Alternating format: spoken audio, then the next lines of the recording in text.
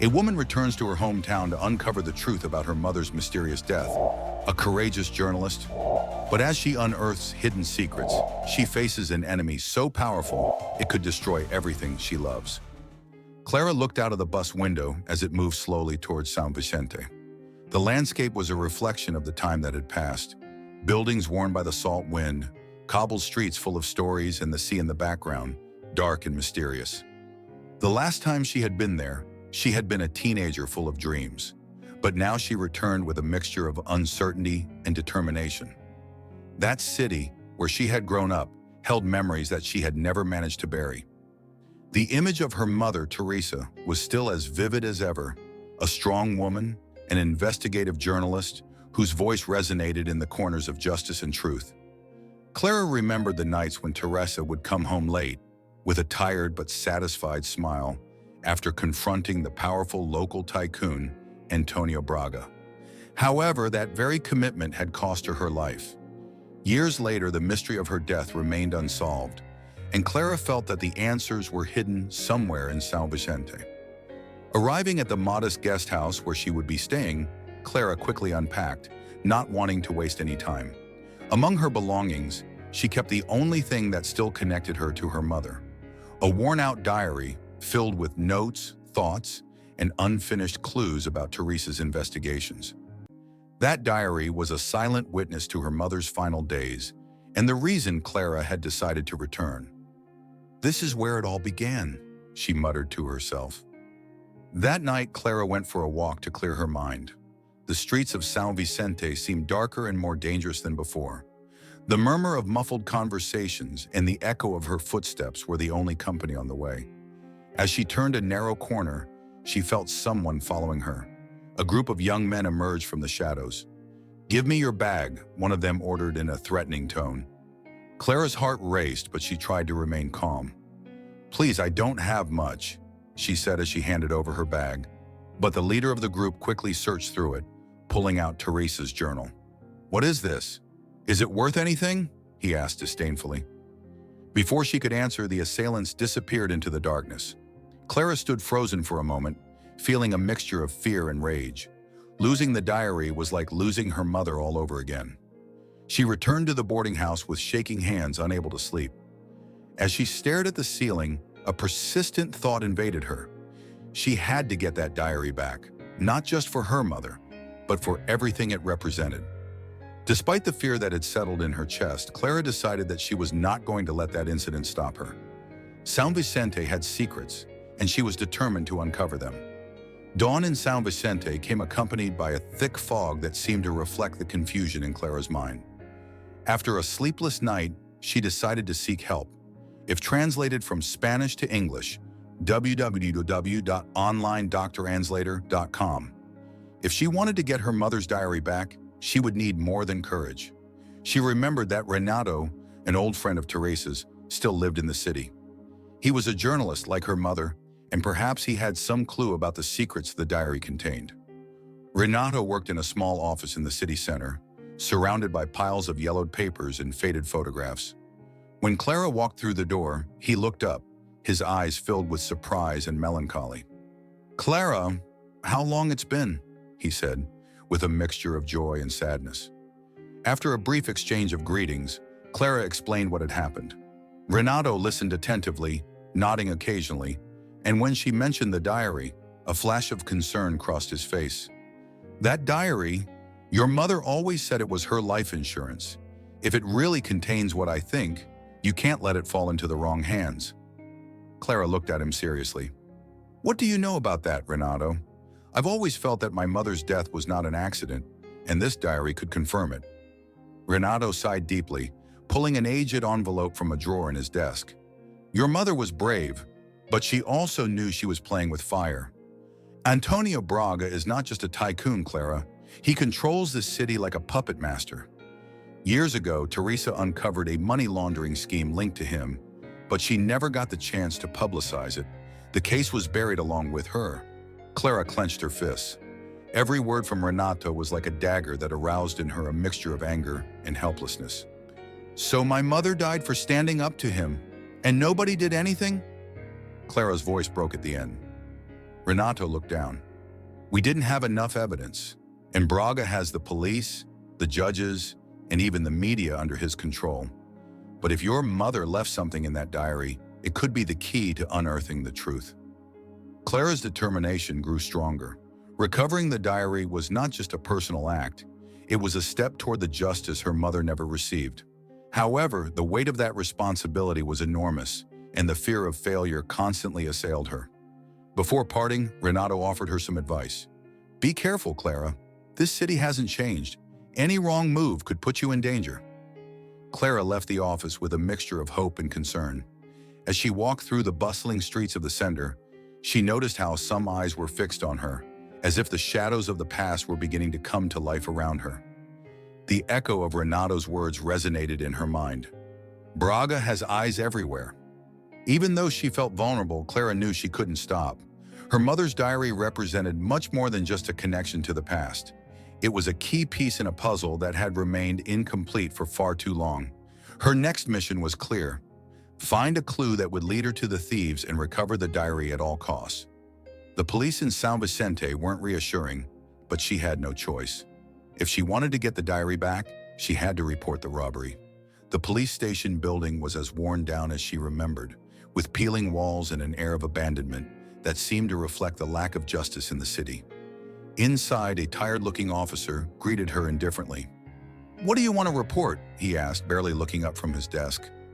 Clara described the incident, omitting the significance of the diary, but hoping that they would at least investigate.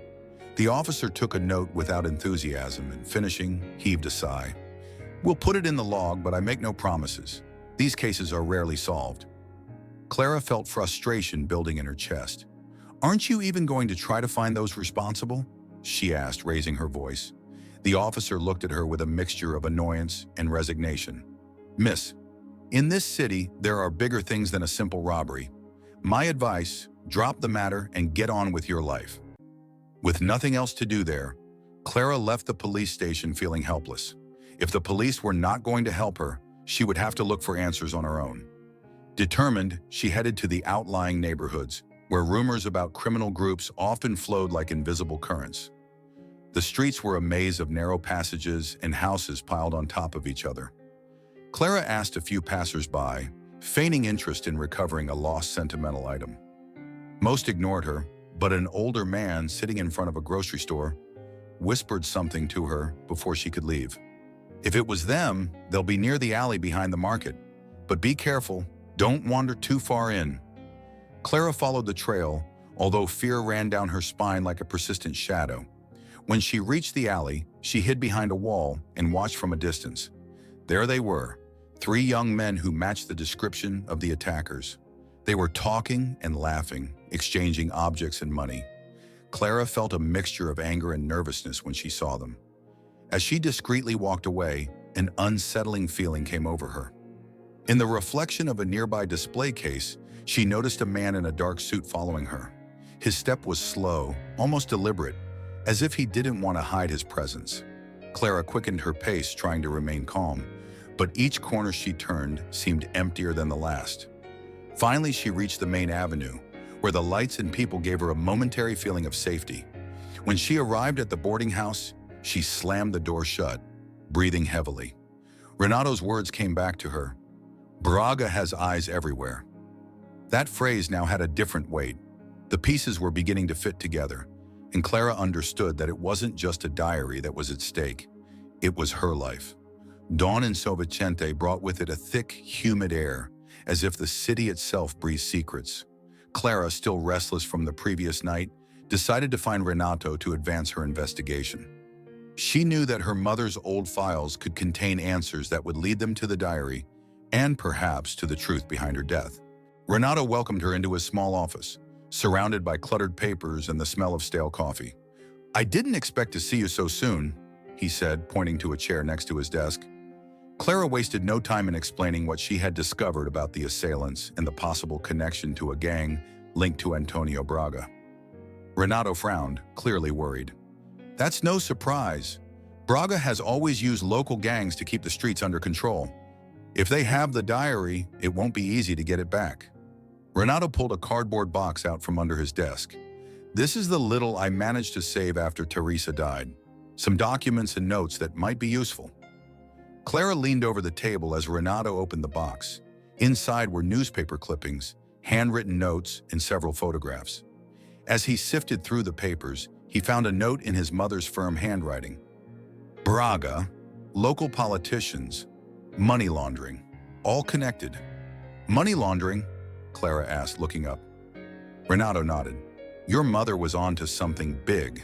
She discovered that Braga not only controlled illegal businesses, but also used politicians and companies to launder huge amounts of money.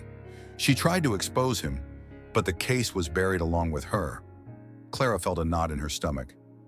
Each new detail made it more obvious that her mother's death had not been an accident. This diary could be the missing piece, she said determinedly. If my mother left anything else, it has to be there. Before they could continue their search, the sound of the door opening interrupted them. Clara turned quickly and saw a dark-haired woman with an elegant bearing enter. Julia, Clara murmured, surprised. It was her former childhood friend, now the wife of a local politician. Although the years had passed, her presence was still imposing. Clara, I couldn't believe you were back, Julia said with a smile. Though her eyes seemed to scan the room with curiosity, Renato stood up and greeted her cautiously. It's nice to see you, Julia, he said, though his tone was reserved.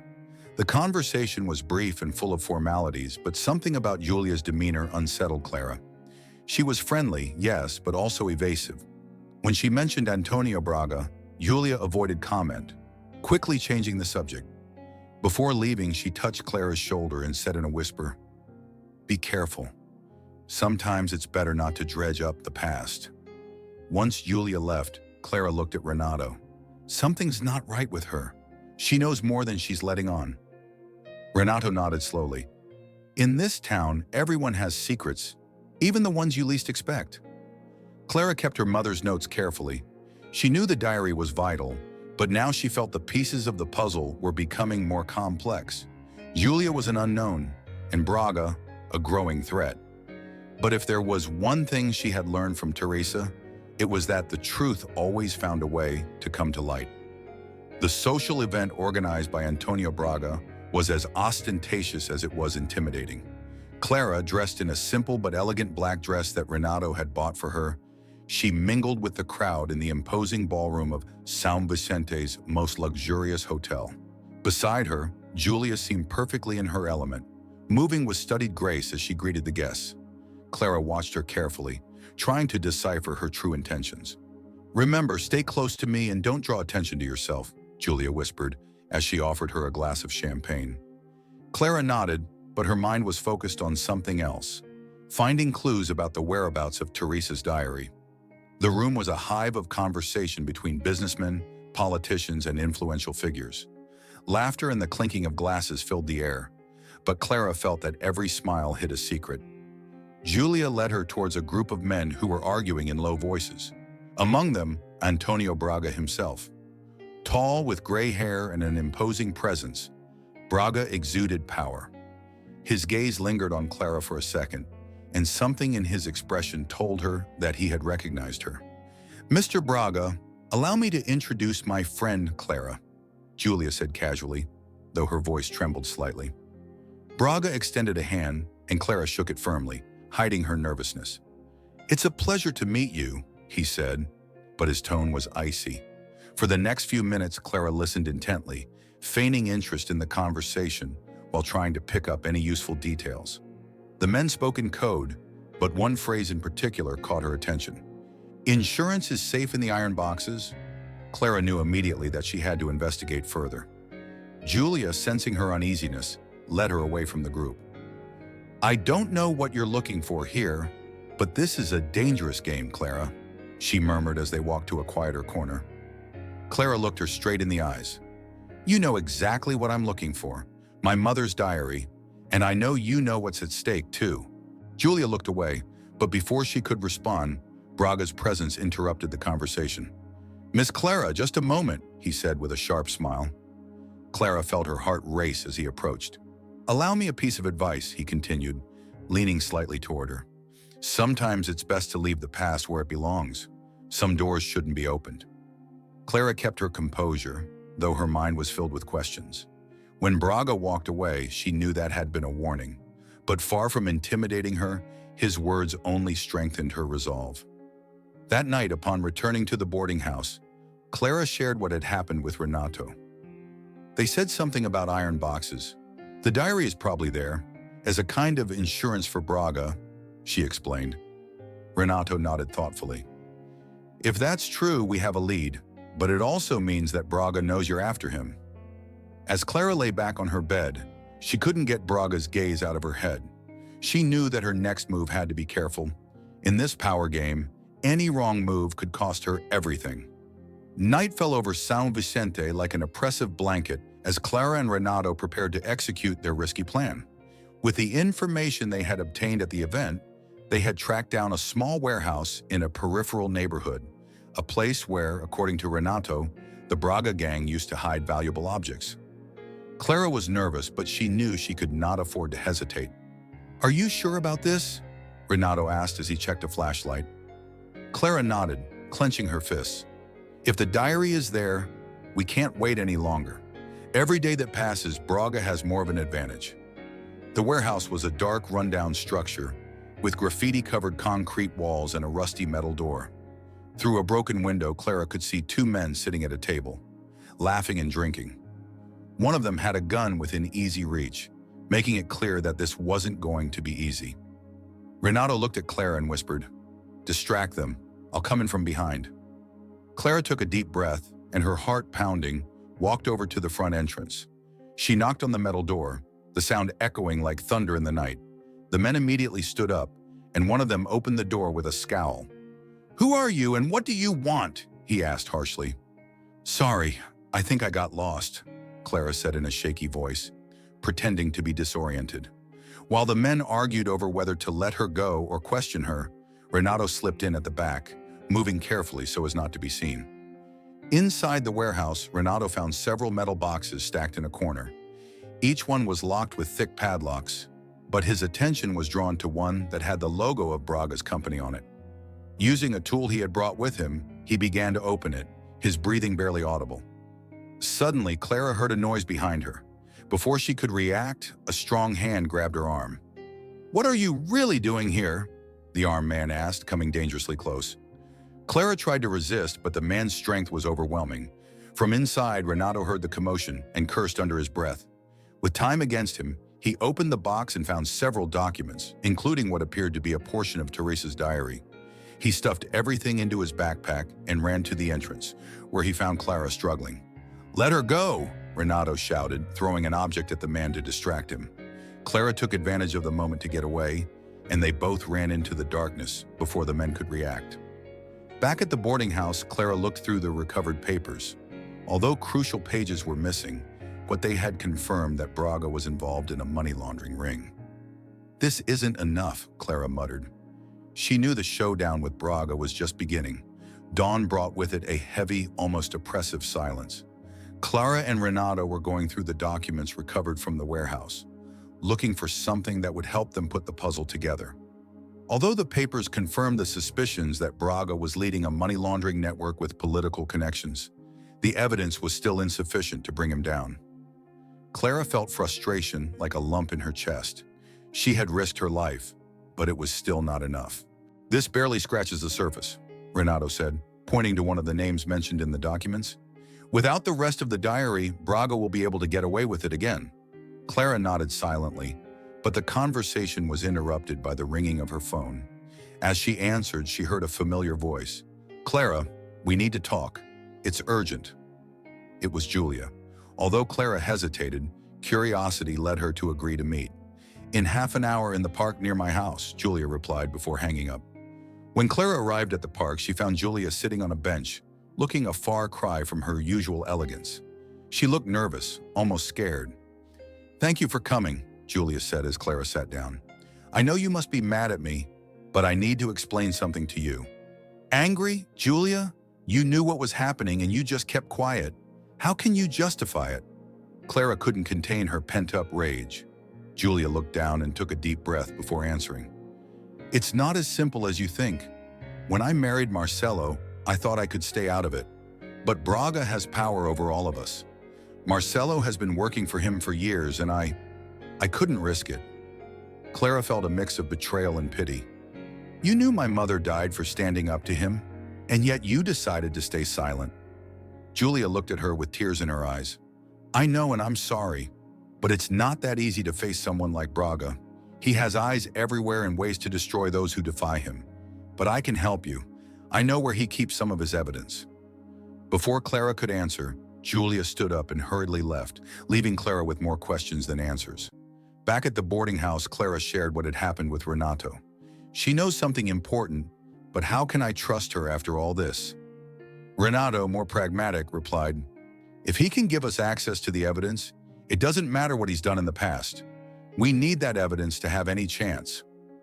The conversation was interrupted by a knock on the door. Renato approached cautiously, and when he opened it, he found an envelope with no return address on the floor. Inside was a photograph of Clara taken from afar in a note. Stop looking or you will end up like Teresa. Silence filled the room. Clara clutched the note tightly as fear gave way to determination. This doesn't end here, she said firmly. Renato nodded, though the concern on their faces was evident. They knew that the confrontation with Braga was closer than ever. Night fell over San Vicente as Clara and Renato outlined their next move. Julia had left them a clear message. Braga kept compromising evidence in a safe in his personal office, located on the top floor of an apparently abandoned building. If they managed to access those documents, they could dismantle the network of corruption that enveloped the city. It's a risky plan, Renato muttered as they reviewed the building's layout on an old map. But we have no other choice. Clara, her eyes fixed on the map, nodded. If those tests confirm what we suspect, we can finally expose him. I'm ready. Renato looked at Clara's determined face. You know this might not work out, right? Braga is not a man to leave loose ends. My mother knew that, and she still fought. I'm not going to stop now, Clara replied firmly. The entrance to the building was dark and silent. Clara and Renato advanced carefully, avoiding the security cameras they had previously identified. They climbed the stairs to the top floor, where they found a metal door protecting Braga's office. Renato took a small device out of his backpack and began to manipulate the electronic lock, while Clara kept an eye on the hallway. Each second felt like an eternity. When the door finally opened, they quickly entered. The office was luxurious, with dark wood furniture and a large window that offered a panoramic view of the city. At the back, an imposing desk held a wall-mounted safe. Clara felt her heart pound as she approached. Renato worked quickly, using tools he had acquired through a past contact. Finally, the chest opened, revealing a pile of documents, photographs, and electronic devices. Clara began to sort through the papers while Renato packed up the rest. Suddenly, Clara found something that made her stop: a series of photographs and notes related to Teresa's death. On one of the pages, there was a diagram detailing how Braga had ordered her mother's murder after she got too close to uncovering the truth. Clara's hands shook as she held the evidence. Everything she had suspected for years was in front of her, but seeing it on paper was devastating. This changes everything, she whispered. Before they could leave, a noise in the hallway alerted them. We have to go now, Renato said, pulling Clara along. They packed everything they could and slipped out the emergency exit just before Braga's men reached the flat. Back at the boarding house, Clara and Renato spread out the evidence on the table. Now they had what they needed, evidence that not only incriminated Braga in money laundering, but also in Teresa's death. The truth was ready to come out, but they knew the price of exposing it would be high. The bustle in the small makeshift press room contrasted with the tense calm on Clara's face. Renato adjusted the microphone as local journalists and curious citizens crowded around. The documents recovered from Braga's safe rested on the table, carefully organized. It was time to expose the truth, although Clara knew the consequences would be unpredictable. When Renato gave the signal, Clara took a breath and approached the microphone. The camera lights came on, momentarily blinding her, but she did not let that distract her. Today we are here to reveal evidence that implicates Antonio Braga and his network of corruption that has suffocated San Vicente for years. She began in a firm voice, holding up one of the photographs that connected Braga to local politicians. These documents confirm money laundering, extortion, and most seriously, his direct involvement in the death of my mother, Teresa. The murmur in the room intensified. Some journalists were frantically taking notes while others captured images of the documents. Renato projected onto a screen some of the most damning files, including a diagram that linked Braga to local criminal gangs. The reaction was not long in coming. As Clara's words echoed in the ears of those present, Renato's phone began to ring insistently. "It's Braga," he said quietly, showing her the screen. Clara ignored him and continued speaking. "For years, this city has been under the control of a man who uses fear to silence those who defy him. But today, the silence ends." Suddenly, the door was flung open, and Braga entered, accompanied by two men. His presence filled the room like an impending storm. "This is a circus," he said with a cold smile as he stepped to the front. "Do you really think these baseless accusations are going to change anything? This woman is desperate, looking for attention." Clara held his gaze. "Is that the best you've got, Braga? The proof is here. You can deny everything, but the truth can't be hidden anymore." Braga let out a dry laugh and turned to the reporters. "Do you really want to ruin your careers by publishing lies? I warn you that my lawyers will have no mercy." Some reporters lowered their cameras in fear, but Clara did not back down. Renato took the microphone. "What you see here is only a part. All this information has been sent to national media and to the prosecutor's office. This can no longer be hidden, Braga." The tension in the room was palpable. Braga clenched his fists, but before he could respond, Yulia appeared at the door, escorting a group of police officers. "I think it's time to answer for your actions, Antonio," she said firmly. The surprise on Braga's face was evident as the officers approached. Braga's arrest marked the beginning of her downfall. Outside, citizens began to gather, some cheering and others demanding more justice. Clara watched the scene from the window, feeling a mix of relief and emptiness. She knew the fight was not over, but for the first time in years, she could see a ray of hope in São Vicente. The salty breeze of São Vicente blew gently as Clara walked through the streets of the city that, for the first time in years, felt like a different place. The fall of Antonio Braga had sent shockwaves through every corner. People were talking in the markets, in the squares, and on the street corners. The tycoon who had ruled from the shadows for so long was finally facing justice. Clara had spent days delivering the evidence she had collected to the prosecution, answering questions from journalists, and organizing everything with Renato. Now, as she saw the headline in a local newspaper that read, "Antonio Braga, arrested for corruption and murder," he felt a mixture of satisfaction and melancholy. Victory had come, but at a high price. Suddenly, Clara found something that made her stop, a series of photographs and notes related to Teresa's death. On one of the pages, there was a diagram detailing how Braga had ordered her mother's murder after she got too close to uncovering the truth. Clara's hands shook as she held the evidence. Everything she had suspected for years was in front of her, but seeing it on paper was devastating. "This changes everything," she whispered. Before they could leave, a noise in the hallway alerted them. "We have to go now," Renato said, pulling Clara along. They packed everything they could and slipped out the emergency exit just before Braga's men reached the flat. Back at the boarding house, Clara and Renato spread out the evidence on the table. Now they had what they needed, evidence that not only incriminated Braga in money laundering, but also in Teresa's death. The truth was ready to come out, but they knew the price of exposing it would be high. The bustle in the small makeshift press room contrasted with the tense calm on Clara's face. Renato adjusted the microphone as local journalists and curious citizens crowded around. The documents recovered from Braga's safe rested on the table, carefully organized. It was time to expose the truth, although Clara knew the consequences would be unpredictable. When Renato gave the signal, Clara took a breath and approached the microphone.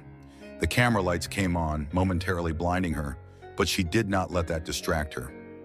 "Today we are here to reveal evidence that implicates Antonio Braga and his network of corruption that has suffocated São Vicente for years," she began in a firm voice, holding up one of the photographs that connected Braga to local politicians. "These documents confirm money laundering, extortion, and most seriously, his direct involvement in the death of my mother, Teresa." The murmur in the room intensified. Some journalists were frantically taking notes while others captured images of the documents. Renato projected onto a screen some of the most damning files, including a diagram that linked Braga to local criminal gangs. The reaction was not long in coming. As Clara's words echoed in the ears of those present, Renato's phone began to ring insistently.